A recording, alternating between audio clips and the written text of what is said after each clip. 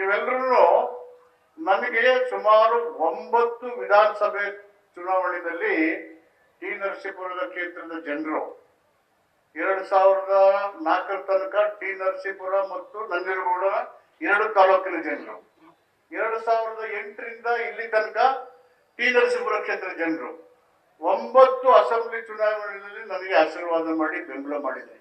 ಅದರಲ್ಲಿ 6 ಸಾರಿ ಗೆಲ್ಲಿಸಿದ್ದೀರಿ. 6 ಸಾರಿ ಗೆದ್ದಂತ ಎಲ್ಲಾ ಸಂದರ್ಭಗಳಲ್ಲೂ ನಮ್ಮ ಮುಖ್ಯಮಂತ್ರಿಗಳು, ನಮ್ಮ ನಾಯಕರಾದಂತ ಸಿದ್ದರಾಮಯ್ಯನವರ ಒಂದು ಆಶೀರ್ವಾದ ಬೆಂಬಲದಿಂದ 4 ಸಾರಿ ಮಂತ್ರಿ ಮಾಡಿದ್ವಿ 6 ಸಾರಿನಲ್ಲಿ. ಇನ್ನು 3 ಸಾರಿ ಸೋಲೋದಕ್ಕೆ 2 ಸಾರಿ ಪಾರ್ಟಿ ಡಿವೈಡ್ ಆಯ್ತು.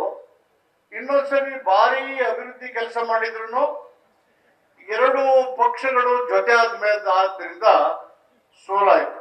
ನನಗೂ ಆಯ್ತು, ನಮ್ಮ ಪಾರ್ಟಿಗೂ ಆಯ್ತು, ನಮ್ಮ ಮುಖ್ಯಮಂತ್ರಿಗಳಿಗೂ ಆಯ್ತು. ಒಂದ್ಸಾರಿ ಪಾರ್ಲಿಮೆಂಟ್ಗೆ 1991ರಲ್ಲಿ ನಿಲ್ಲಿಸಿದ್ರಿ. ಒಟ್ಟು 10 ಚುನಾವಣೆಯಲ್ಲಿ ನನಗೆ ಆಶೀರ್ವಾದ ಮಾಡಿ ಬೆಂಬಲ ಕೊಟ್ಟು ಸಂತೆಮಾಳದಲ್ಲಿ 85ರಲ್ಲಿ ನನ್ನ ಕರ್ಕವನ್ನು ಪರಿಚಯ ಮಾಡಿಸಿ ಇಲ್ಲಿ ತನಕ ರಾಜ್ಯದ ಉದ್ದಗಲಕ್ಕೂ ನಾನು ಎಚ್ ಸಿ ಮಾದೇವಪ್ಪ ಅಂತವೆಲ್ಲ ಮಾಡಿದ್ದೀನಿ. ಈ ಋಣನ ತೀರ್ಸಕ್ಕೆ ಆಗೋದಿಲ್ಲ.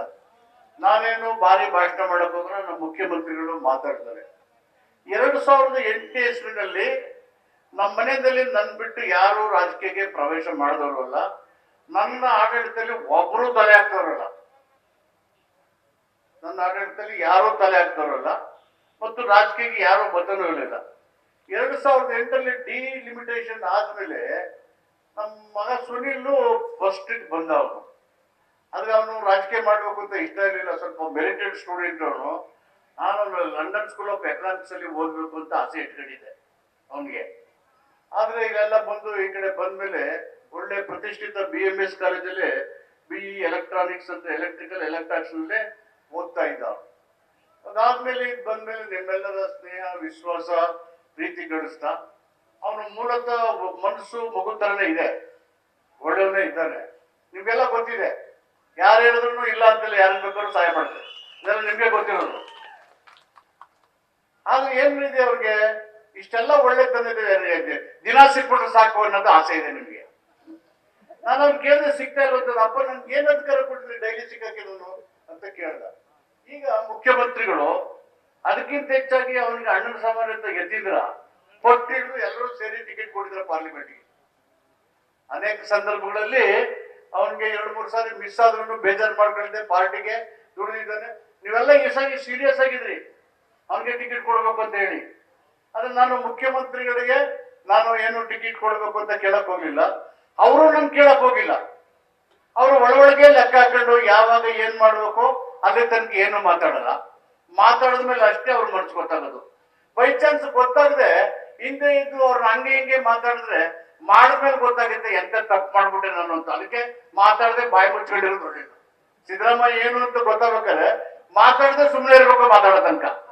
ಬೈ ಚಾನ್ಸ್ ಮಾತಾಡಿದ್ರಿ ಕೆಟ್ಟೋಗ್ಬಿಡ್ತೀರಿ ವೆಂಕಟೇಶ್, ಅದಕ್ಕೆ ಹುಷಾರಾಗಿ ಇರಬೇಕು. ಸೊ ಅವರು ಇಡೀ ರಾಜ್ಯದಲ್ಲಿ ಅಭಿವೃದ್ಧಿ ಮಾಡಬೇಕು, ಜನಪರವಾಗಿರ್ಬೇಕು, ಬಡವರ ಪರ ಇರಬೇಕು. ನಾವೆಲ್ಲ ಹಳ್ಳಿಯಿಂದ ಬಂದಿದ್ವಿ, ಹೊಲ ಗದ್ದೆ ಕೆಲಸ ಮಾಡಿದೀವಿ, ಎಮ್ಮೆ ಹಸು ಬೇಯಿಸಿದೀವಿ. ಈ ತರ ಕಷ್ಟಪಟ್ಟ ಜನರಿಗೆ ನಾನೇನಾದ್ರೂ ಪರಿಹಾರ ಕೊಡ್ಬೇಕು ಅಂತ ಹೇಳಿ ಮುಖ್ಯಮಂತ್ರಿ ಆಗಿ ತಮಾಷೆನ ಸಿದ್ದರಾಮಯ್ಯನಿಂದ ಹೋಗಿ ಈ ಒಂದು ಬಲಾಢ್ಯರ ವಿರುದ್ಧ ಹೋರಾಟ ಮಾಡ್ಕೊಂಡು 2 ಸಾರಿ ಮುಖ್ಯಮಂತ್ರಿ ಆಗೋದೇನು ತಮಾಷೆ ಕೆಲಸನ ಹಳ್ಳಿಯವರು ಹೋಗಿ ಆಗುತ್ತೆ ಹೇಳಿ? ತಮಾಷೆ ಇಲ್ಲ ಅದು. ಆದ್ರೆ ಸಿದ್ದರಾಮಯ್ಯನವರು ರಾಜ್ಯದ ರೈತರ ಪರವಾಗಿದ್ದಾರೆ ಅಂದ್ರೆ ರೈತರು ಕ್ಯಾಸ್ಟ್ ಇದೆಯಾ? ಬ್ರಾಹ್ಮಣರ ರಾಜಾಗಿ ರೈತರು ಹೊಲ ಬೋಯೋರೆಲ್ಲ ರೈತರೇ,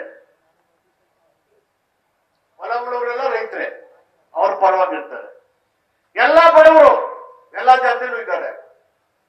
ವಿಶೇಷವಾಗಿ ದಲಿತರು, ಹಿಂದುಳಿದರು, ಅಲ್ಪಸಂಖ್ಯಾತರು ತುಳಿದುಕೊಳಗಾಗಿದ್ದಾರಲ್ಲ ಅವ್ರ ಪರ ಇದ್ದಾರೆ. ಆ ನಿಲುವುಗಳೆಲ್ಲ ನಂದು ಅದೇ ನಿಲುವಾಗಿದ್ರಿಂದ ನಾನು ಅವ್ರ ಜೊತೆನಲ್ಲಿ 40 ವರ್ಷ ಯಶಸ್ವಿಯಾಗಿ ಜೊತೆಗೆ ಬಂದಿದ್ದೀವಿ.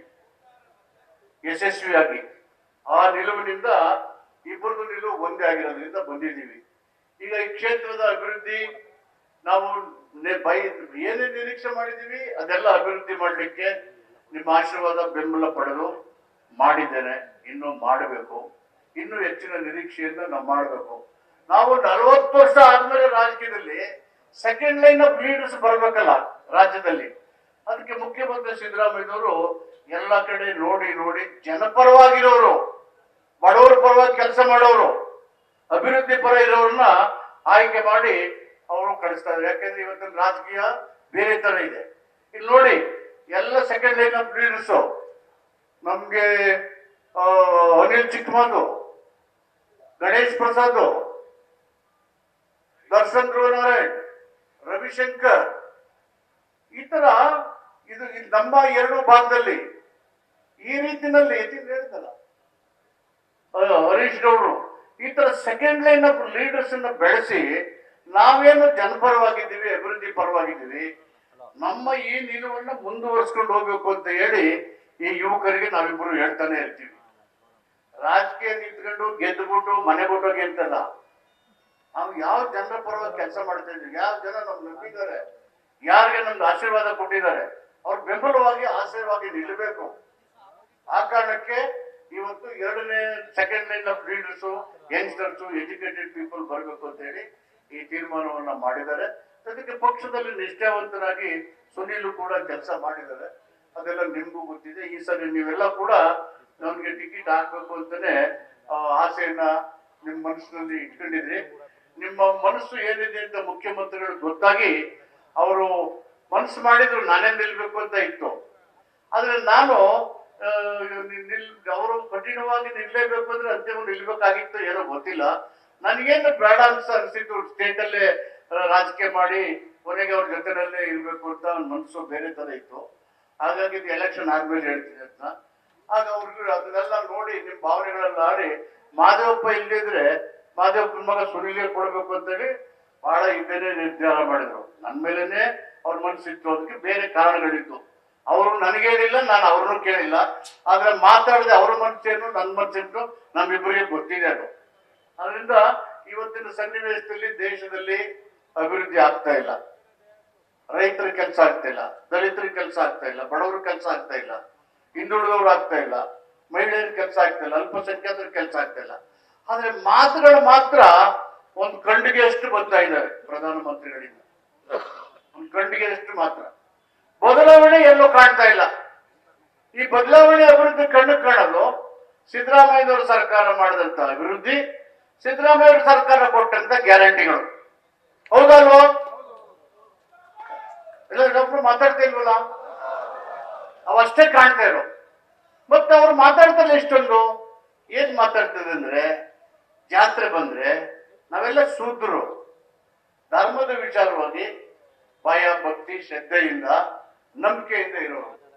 ನಮ್ಮ ನಂಬಿಕೆಯನ್ನ ದುರುಪಯೋಗ ಮಾಡಕ್ಕೆ ಪ್ರಯತ್ನ ಮಾಡ್ತಾ ಇದ್ದಾರೆ ಧರ್ಮದ ಹೆಸರಲ್ಲಿ, ದೇವರ ಹೆಸರಲ್ಲಿ. ಈಗ ಎಲ್ಲಾ ಊರುಗಳಲ್ಲೂ ಬಂಡಿ ಜಾತ್ರೆ ಕೊಂಡ ನಡೀತಾ ಇದೆ ಈ ಭಾಗದಲ್ಲೆಲ್ಲ. ಜನ ಅವ್ರಷ್ಟಕ್ಕೆ ಅವ್ರದ್ದು ನಂಬಿರೋದು ಧಾರ್ಮಿಕ ಕೆಲಸ ಮಾಡಲ್ವಾ? ನಾವೆಲ್ಲಾದ್ರೂ ಏನಾದ್ರು ಹೇಳ್ತಾ ಇದ್ದಾವ? ಮುಖ್ಯಮಂತ್ರಿಗಳೆಲ್ಲರೂ ಮಾತಾಡ್ತಾ ಇದ್ದಾರ? ಪ್ರಧಾನಮಂತ್ರಿಗಳು ಯಾಕೆ ಧರ್ಮ ದೇವರ ವಿಷಯ ಇಟ್ಕೊಂಡಿದ್ದಾರೆ? ಜನರಿಗೆ ಒಟ್ಟಿಗೆ ಊಟ ಇಲ್ಲ, ಬಟ್ಟೆ ಇಲ್ಲ, ವಿದ್ಯಾರ್ಥಿಗಳಿಗೆ ಫೀಸ್ ಇಲ್ಲ, ರೈತರಿಗೆ ಆದಾಯ ಬರ್ತಾ ಇಲ್ಲ, ಮಹಿಳೆಯರು ಸಂಕಷ್ಟದಿಂದ ಇದ್ದಾರೆ, ಅಲ್ಪಸಂಖ್ಯಾತರು ಭಯದಿಂದ ಬದುಕ್ತಾ ಇದ್ದಾರೆ. ಯಾಕೆ ಮಾತಾಡ್ತಾ ಇಲ್ಲ ಇದನ್ನ ಬಿಟ್ಬಿಟ್ಟು ಓದ್ ಕಡೆ ಎಲ್ಲ ಅವ್ರ ಕಾರ್ಯಕರ್ತರು ಮೋದಿ ಮೋದಿ ಮೋದಿ ಅಂತಾರೆ. ಎಲ್ಲಾದ್ರೂ ನೋಡಿದಿರಾ ಅಭಿವೃದ್ಧಿ ಕೆಲಸ ಮಾತಾಡಿರೋದನ್ನ? 10,000 ಕಿಲೋಮೀಟರ್ ರಸ್ತೆನ ತಾತ್ವಿಕವಾಗಿ ಒಪ್ಪಿಸಿ ನ್ಯಾಷನಲ್ ಹೈವೇ ಮಾಡಬೇಕು ಅಂತ ನಾವಿದ್ದಾಗ ಮುಖ್ಯಮಂತ್ರಿ ಸಿದ್ದರಾಮಯ್ಯ ಕಳಿಸಿದ್ರು ಕೇಂದ್ರ ಸರ್ಕಾರಕ್ಕೆ. ನೀತಿ ಆಯೋಗದ ಮುಂದೆ ಇದೆ ಅದು. ಪ್ರಧಾನಮಂತ್ರಿಗಳು ಅಪ್ರೂವ್ ಮಾಡ್ಕೊಳ್ಬೇಕಾಗಿದ್ದವರು.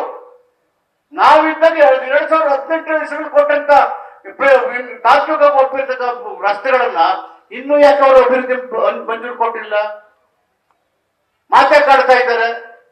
ನಾನು ಗಡಕರವರು ಬಂದಾಗ ಕೇಳಿದೆ ಮೈಸೂರಲ್ಲೇ, ಅವ್ರೇ ಪ್ರಶ್ನೆ ಮಾಡಿದೆ.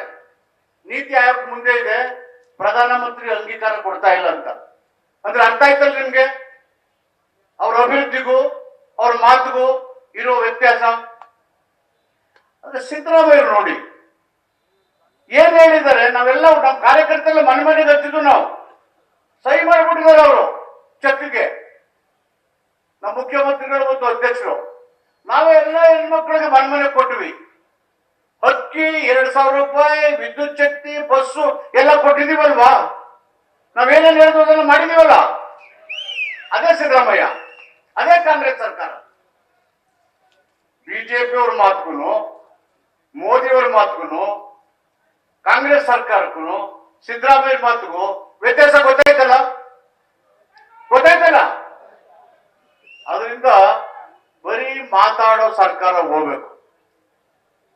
ಮೋದಿ ಮೋದಿ ಅಂತ ಹೇಳಿದ್ರೇನು ಸರ್ವಾಧಿಕಾರಿ ಆಗೋದವರು.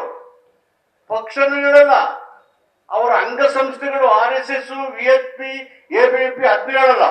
ಓನ್ಲಿ ಮೋದಿ ಮೋದಿ. ಅಂಬೇಡ್ಕರ್ ಏನ್ ಹೇಳಿದ್ದಾರೆ? ವ್ಯಕ್ತಿ ಪೂಜೆ ಮಾಡಬೇಡಿ, ನೋ ಹೀರೋ ವರ್ಷಿಪಿಂಗ್.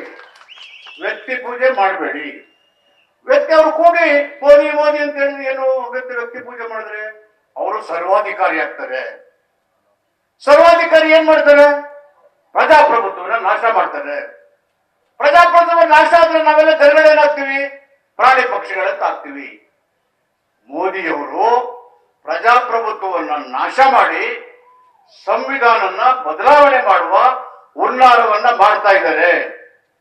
ನಾವೇನು ಮೈ ಮರೆತ್ರೆ ಭಾರತ ದೇಶದ ಪ್ರಜಾಪ್ರಭುತ್ವಕ್ಕೆ ದೊಡ್ಡ ಅಪಾಯ.